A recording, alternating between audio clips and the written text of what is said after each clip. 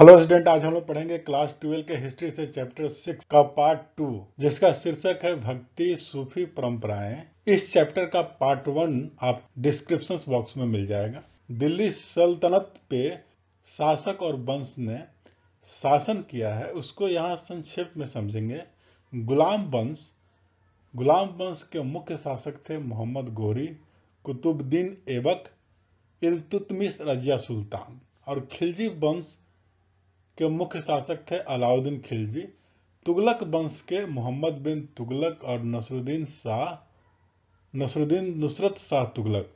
सैयद वंश के शासक थे खिजर खान और आलम शाह। लोदी वंश जिसने दिल्ली पर शासन किया, उसके मुख्य शासक थे बहलुल लोदी और इब्राहिम लोदी। दिल्ली पे मुगल शासन करने वाले शासक हैं बाबर, हुमायूं, अकबर, जहांगीर, शाहजहां, औरंगजेब और बहादुर शाह जफर। उसके बाद अंग्रेजों का शासन हो गया और फिर उसके बाद भारत आजाद हो गया। मुस्लिम धर्म और सूफियों का उदय। समय के साथ साथ इस्लाम धर्म में सूफियों का उदय हुआ। सूफी वह लोग होते थे जो शरिया के अनुसार अपना जीवन जीते थे। शरिया एक मुस्लिम ग्रंथ है जिसमें मुस्लिम धर्म के नियमों का वर्णन किया गया है। ये सभी सूफी लोग खानका यानी आश्रम में रहा करते थे। आश्रम को खानका कहते हैं। खानका क्या होता था इसको समझते हैं। खानका एक आश्रम जैसा क्षेत्र होता था। यहाँ पे शेख शिक्षक को कहा जाता है। यहाँ पे शेख और उसके मुरीद अनुयायी रहा करते थे। यहाँ पे लोग अपनी आस्था प्रकट करने और इच्छाओं की पूर्ति के लिए आया करते थे। खानकाह में पूरे दिन लंगर की व्यवस्था होती थी, जिससे कोई भी आने जाने वाले व्यक्ति खाना खा सकता था। खानकाहों में लोग ताबीज इत्यादि बनवाते थे। इन खानकाहों में सिलसिला व्यवस्था का पालन किया जाता था। सिलसिला व्यवस्था क्या था? यह व्यवस्था ज्ञान के विस्तार की पीढ़ीनुमा व्यवस्था थी। इसके अंतर्गत पैगंबर मोहम्मद को मुख्य शिक्षक माना जाता था। उनके पश्चात उनका एक शिष्य शिक्षक बना और इसी तरीके से शिक्षक की मृत्यु के बाद उनके शिष्य शिक्षक बन जाता था। खानकाहों में स्थित शिक्षक को शेख, मुर्शीद या पीर भी कहा जाता था। उनके शिष्यों को मुरीद कहा जाता था।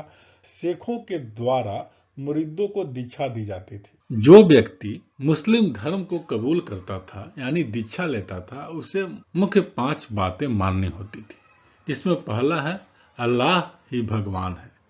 अल्लाह ही भगवान है और पैगंबर मोहम्मद अल्लाह के दूत है। दिन में 5 बार नमाज पढ़ना आवश्यक है। जमात, खैरात, दान दक्षिणा करना आवश्यक है। सभी मुस्लिमों द्वारा रमजान में रोजे रखे जाने चाहिए। मक्का की यात्रा की जानी चाहिए और पीर की मृत्यु के बाद उसकी दरगाह बना दी जाती थी। इस दरगाह पर पीर के मुरीद उनकी पूजा किया करते थे। मुस्लिम धर्म में सूफी भी मुख्य रूप से 2 प्रकार के हुआ करते थे। पहला बासिरिया, वह सूफी जो शरिया के अनुसार जीवन व्यतीत करते थे और खानकाहों में रहा करते थे, बासिरिया कहलाते थे। और बेसिरिया, वह सूफी जो एक जगह नहीं रहते थे, घूम घूम कर संगीत के द्वारा धर्म प्रचार एवं भक्ति किया करते थे एवं शरिया के कानूनों को पूर्ण रूप से नहीं मानते थे, बेसिरिया कहलाते थे। इन्हें कलंदर, मदारी या हैदरी भी कहा जाता था। अन्य धर्मों के अनुयायी मुस्लिम शासकों के द्वारा उनकी सल्तनत में रह रहे अन्य धर्मों के लोगों से जजिया नामक कर असला जाता था। यह इसलिए असला जाता था क्योंकि वह मुस्लिम धर्म के बजाय किसी अन्य धर्म का पालन किया करते थे। ऐसे लोग जो राजा के धर्म के अलावा किसी अन्य धर्म का पालन किया करते थे, जिम्मी कहलाते थे। राजाओं और सूफियों का संबंध अच्छा होता था। सभी राजाओं द्वारा सूफियों का समर्थन किया जाता था। राजा के द्वारा अनुदान एवं सहायता भी प्रदान की जाती थी।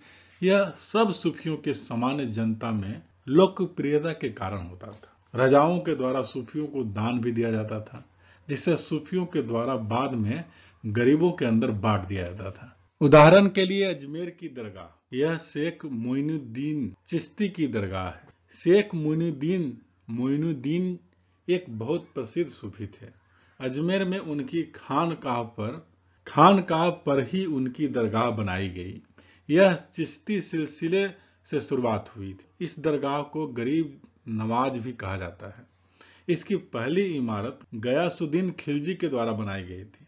मोहम्मद बिन तुगलक पहला सुल्तान था जो इस दरगाह पर आया था और अकबर लगभग 14 बार इस दरगाह पर गया था। मीराबाई का जन्म राजस्थान में हुआ था। इनका जन्म काल 15वीं से 16वीं शताब्दी के मध्य था। इनके पिता का नाम था रतन सिंह और मीराबाई बचपन से ही श्री कृष्ण की भक्ति में लीन हो गई थी और उन्हें अपना एकमात्र पति स्वीकार किया था, कृष्ण को। इनकी मर्जी के खिलाफ मीराबाई का विवाह मेवाड़ के सिसोदिया कुल में कर दिया गया, परंतु उन्होंने अपने सभी दायित्व को निभाने से मना कर दी। एक बार उनके ससुराल वालों के द्वारा उन्हें जहर देने का प्रयत्न किया गया, पर उन पर उस जहर का कोई असर नहीं हुआ। सांसारिक बंधनों से छुटकारा पाने और खुलकर कृष्ण भक्ति करने के लिए मीराबाई राजभवन से भाग गई और एक घुमक्कड़ गायिका बन गई। इन्होंने राजमहल के सभी सुखों का त्याग किया और सफेद साड़ी पहनकर एक सन्यासी की तरह जीवन व्यतीत किया। अपनी भावना को व्यक्त करने के लिए मीराबाई ने उनके अनेक गीत लिखे। मीराबाई ने जातिवादी व्यवस्था का विरोध किया। इनके गुरु भी रैदास जी थे, जो कि एक चर्मकार थे, यानी निम्न जाति से संबंधित थे। गुरु नानक का जन्म पंजाब के नानाकां गांव में हुआ था। यह एक हिंदू परिवार में पैदा हुए थे और छोटी आयु में ही इनका विवाह कर दिया गया।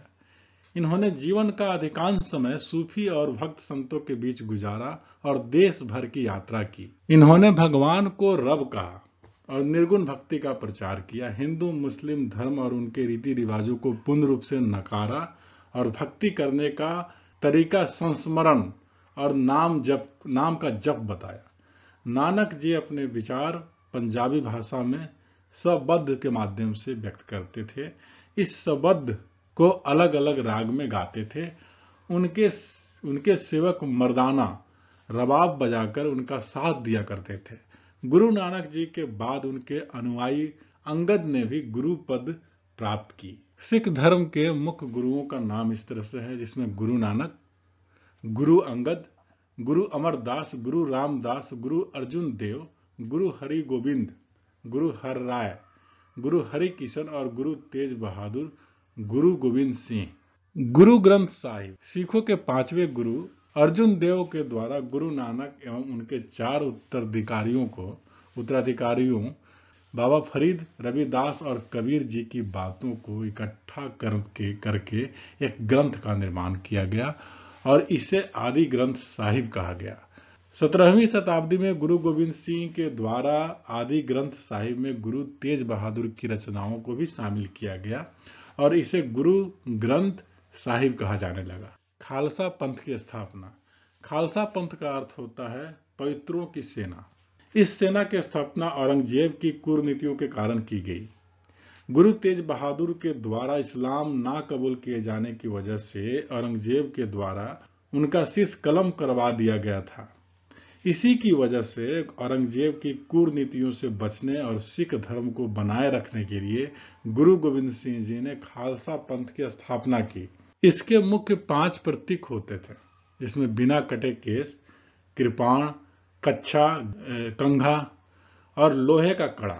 ऐसा माना जाता है कि कबीर को एक विधवा महिला के द्वारा बनारसी में जन्म दिया गया, परंतु विधवा होने के कारण कबीर की माता जी ने इन्हें लहर तारा नदी के पास छोड़ दिया। उसके बाद इनका पालन पोषण एक जुलाहा दंपति नीरू और नीमा के द्वारा किया गया।